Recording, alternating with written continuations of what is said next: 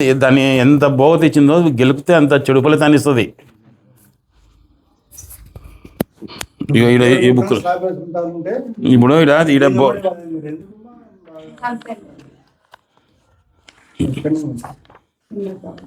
ఒప్పుకోవడం ఆయన మేము సందర్భం పోయాము. నాకు 6 మంది పెట్టామంటే దీంట్లో 3 పెడతా. వాళ్ళు పెట్రోల్కి ఇచ్చే తీసుకోవాలి. నేను పెట్టాలంటే పెట్టినా. ఇక సార్ ఇది ఇకమ్మా ఈ విధంగా పంచుకున్న వాటాదారులు ఆ గ్రామం నుంచి అన్ని గ్రామంలో కాపురం మార్చుకొని స్వస్థాన గృహంలోని ఉచ్చనీచ ఫలితాలే పొందుతున్నాడు. అంటే మీరు మద్రాసు కొని బెంగళూరు కొని దీనివల్లనే ఇప్పుడు ఈ విధంగా పంచుకొని దూరం నుంచి దగ్గర ఈ విధంగా పంచుకున్న వాటాదారులు ఆ గ్రామం నుంచి అన్ని గ్రామంలో కాపురం మార్చుకొని స్వస్థాన గృహంలోని ఉచ్చనీచ ఫలితాలే పొందుతున్నారు. తదుపరి అవసరం లేదన్న ఉద్దేశంతో స్వస్థలమైన మొదటి గృహం అమ్ముకున్నచో అప్పుడు ఉచ్చపు వాటా అమ్మిన గృహస్థుడు దరిద్రులుగా మారతాడు. అంటే మంచిని అమ్ముకుని చెడగొట్టిన దరిద్రులుగా మారతారు. నీచపు వాటా అమ్మిన గృహస్థుడు తిరిగి బాగుపడతాడు. ఇప్పుడు నీచం ఇల్లు బాగాలేదు, అది పడగొట్టి ఇక్కడికల్లా చెడిపోయి లేకుంటే ఇల్లు ఇడిచిపెట్టిపోయి అమ్మిపోతారు. వాళ్ళు ఎంత విడిచిపెట్టిపోయినాక ఎంత ఓటున్నారో అంత సంపాదించుకుంటారు. ఈ మంచి ఇళ్ళను ఇబ్బంది పెడతారు చూడు వాళ్ళు. ఇది ఇప్పుడు స్వస్థానం ఉచ్చనీచ ఫలితం ఉంది. తదుపరి అవసరం లేదనే ఉద్దేశంతో స్వస్థలమైన మొదటి గృహం అమ్ముకున్నచో ఉచ్చపు వాటా అమ్మిన గృహస్థుడు దరిద్రులుగా మారుట, నీచపు వాటా అమ్మిన గృహస్థుడు తిరిగి బాగుపడ జరుగును. ఈ జరుగుడు తొందరలో జరుగును. స్వగ్రామం విడిచి అన్య గ్రామంలోకి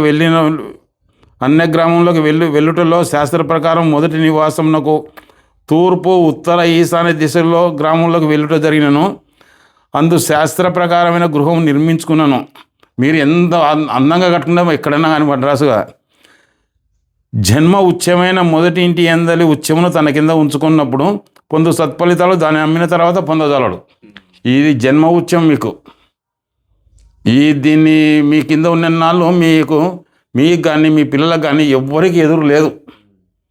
దీన్ని మళ్ళీ తిక్క మనం మార్చి కట్టుకున్నాం అనుకో, కనుక్కున్నప్పుడు దీని బోగత పోతుంది. ఉచ్చమైన మొదటి తన కింద ఉంచుకున్నప్పుడు పొందు సత్ఫలితాలు దాన్ని అమ్మిన తర్వాత పొందజాలడు. కనుక ఏ గృహస్థుడు తాను ఉచ్చపు వాటాదారి అయినచో అంతడు పొందిన భాగ్యము వలన భోగములు అనుభవించాలని వాంఛతో మరి ఒక ప్రాంతంలోకి వెళ్ళి గృహములు మేడలు మిద్దెలు నిర్మించుకున్నప్పటికీ ఇప్పుడు ఈడ సంపాదించుకొని ఇంకా భోగాలు అనుభవించాలని మనం హైదరాబాద్ మద్రాసు పోయి మంచి మంచి గృహాలు నిర్మించుకున్నప్పటికీ అంటే వెళ్ళినప్పుడు గృహములు మేడలు నిర్మించుకున్నప్పటికీ తన జన్మ గృహములందరూ ఉత్సవాట అన్యాక్రాంతం చేయరాదు. ఇది అన్యాక్రాంతం, అందుకే అది అమ్మకూడదు అని చెప్పిన. ఇది అన్యాక్రాంతం చేయరాదు. ఇది చేయనంత వరకు మీకైతే ఎదురు లేదు. ఏం సార్, నిజమా కాదా? కాబట్టి మీరు మాత్రం దీన్ని ఎద్దు.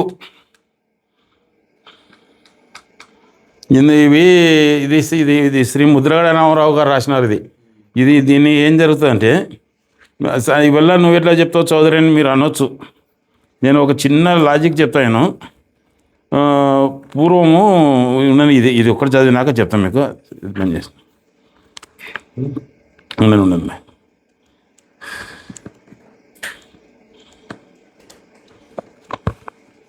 రోగము జయించడానికి అవసరం సాధనట్టు, మృత్యువును జయించడానికి యోగాభ్యాసం ఉపయుక్తమైనట్టు, కర్మను జయించడానికి వాస్తు పరికరమైనది.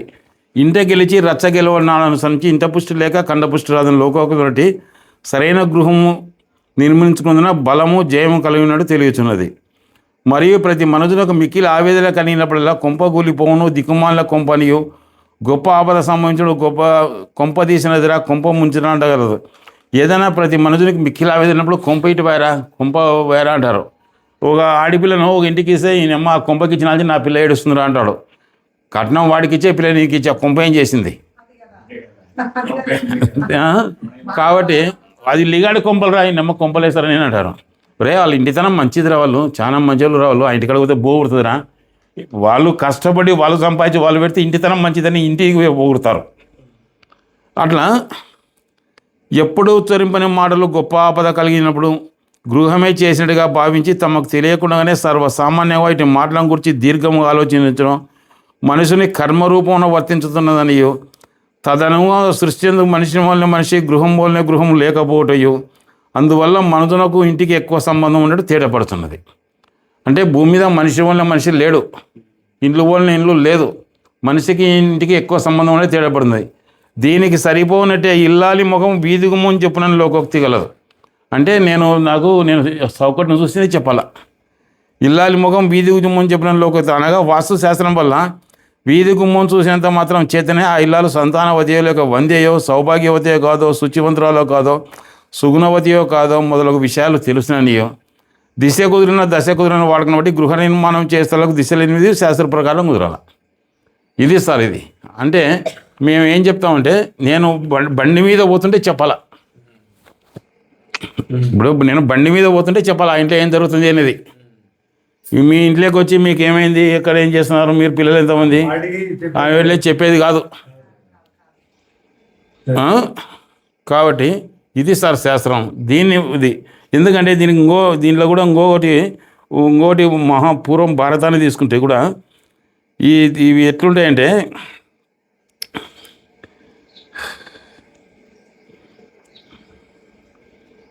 ఇప్పుడు కౌరవులు పాండవులు మహాధైర్య ఐశ్వర్యవంతులు, అంటే వాళ్ళకు మంచి గృహాలు ఉంటే భావించవలేను. కానీ దుర్యోధనుడు బలమైన వాడు, కృష్ణుడు తెలివైనవాడు, ఈ రూపాయలకు బ్రహ్మాండమైన పార్టీ. కానీ ఎవరికి కావాల్సిన బలం వాళ్ళు చేకూర్చుడు ఎత్తుకు పై ఎత్తులు వేస్తున్నారు. కానీ ఏం జరుగుతుంది, ఎలాగన్నా కానీ కృష్ణుడికి ధర్మరాజు వీళ్ళు పాండవులకు చెడ్డ ఇండ్లు కట్టిస్తే కానీ వీళ్ళు పాడవుటకు వీలుండదు. వీళ్ళు పాడు కావాలంటే ఒక చెడ్డ ఇండ్లు కట్టియాలి నేను అని కృష్ణుడు ఆలోచనకు వచ్చి ధర్మరాజు చెప్పినాడు, బావ నీకు ఇల్లు కట్టిస్తా అని. ఉత్తరం వస్తుంది కదా కట్టియమన్నాడు ధర్మరాజు. కట్టియమని చెప్తే కట్టిస్తున్నారు ఇల్లు. కట్టిస్తేనే మయసభ కట్టించినాడు. మయసభ అంటే మయసభ కట్టిస్తాడు విశ్వకర్మ దేవతల శిల్పిని పిలిచలే ఆయన. మయబ్రహ్మ రావణ బ్రహ్మ మయబ్రహ్మ అంటే రాక్షస శిల్పిని పిలిచినాడు ఆయన. రాక్షసుల శిల్పి ఆయన అన్ని తప్పు కట్టించి రాక్షస వంశం నాశనం అయింది అనమాట.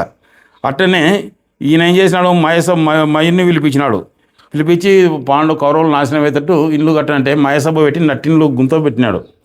నట్టిండ్లు గుంత అంటే వంశనాశనం అవుతుంది ప్రమాణం. నట్టిండ్లు గుంత అంటే వంశనాశనం అవుతుంది ప్రమాణం. ఈ విషయం తెలుసుకున్న కృష్ణుడు ఈ పాండవులకు ఆ విధంగా గృహ నిర్మాణం చేయడం, ద్రౌపదిని అవ్వడం, నీళ్ళు పడడం వాళ్ళ వంశనాశనానికి కారణమైంది. కాబట్టి ఎవరి ఇల్లు బాగుంటే వాళ్ళు రాజు, ఎవరి ఇల్లు బాగాలేకుంటే వాళ్ళు వేస్ట్. ఇప్పుడు సపోజ్ ఇంకొకటి చిన్న లాజిక్ చెప్పాలంటే మీకు 1947లో మనకు స్వతంత్రం వచ్చింది. 47లో స్వతంత్రంగా 53లో వాయువానికి వచ్చింది కర్నూలుకి. వాయువానికి కర్నూలుకి వచ్చి ఆడిన స్టాండ్ కాలేక వాయువంలో 3 ఏళ్ళ నుండి 56లో హైదరాబాద్ వెళ్ళిపోయింది. హైదరాబాద్లో అంటే ఈశాన్యానికి పోయింది అనమాట. మంచి పేరు సంపాదించుకుంది. మళ్ళీ 2004లో దీనికి ఇక్కడికి వచ్చింది. ఈడ తిప్పలు పడుతుంది అమరావతికి. ఇంకా జగన్ కడతాడో చంద్రబాబు కడతాడో నాకు తెలిసి అయితే పూర్తి కాదు నా శాస్త్ర ప్రకారం. ఎందుకంటే వాయువు ఆగ్నేయ దోషాలు ఏమా కష్టం ఎవరు కట్టాలనే. ఇది సార్ సబ్జెక్టు.